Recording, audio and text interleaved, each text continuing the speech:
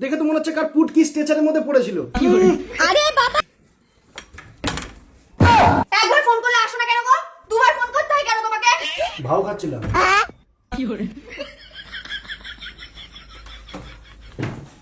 বাড়ির কোনো কাজ করো তুমি, বলো তো? কেন পুজো দিলাম? পুজো দিলে হয়ে যায়, পুজোর জোগাড়যন্ত্রগুলো করতে হয় না? बात तो सही है।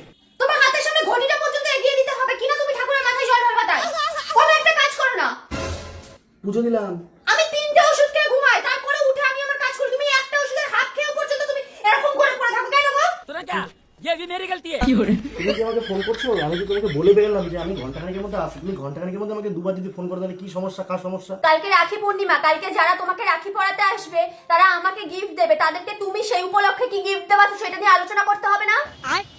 তোমাকে গিফট দেবে মানে কি রকম হলো ব্যাপারটা? আমি তো আগে থেকে ওদেরকে বলে রেখে দিয়েছি যে দাদা সবকিছু আছে, দাদাকে কোনো কিছু দিতে হবে না, যা দিবি আমাকে দিবি।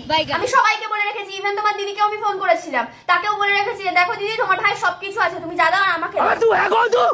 তুমি কালকে ওদের সবাইকে ক্যাডবেরি সেলিব্রেশনটা দিয়ে দেবে, আর আমি ওদেরকে বলে রেখেছি আগে থেকে আমাকে ড্রেস দিতে। মাসিক ছেলে, এবার পুজোর সময় তুমি আমাকে একটু ড্রেস কিনতে বলো।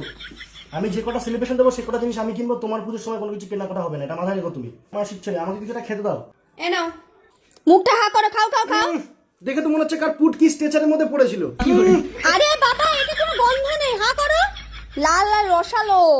আগের দিন যে ফলটা খেলে ওটা, আজকে যেটা খেলে সেটা, আর ইয়ে ওটা আর এটা, এই তিনটে মিলিয়ে এটা।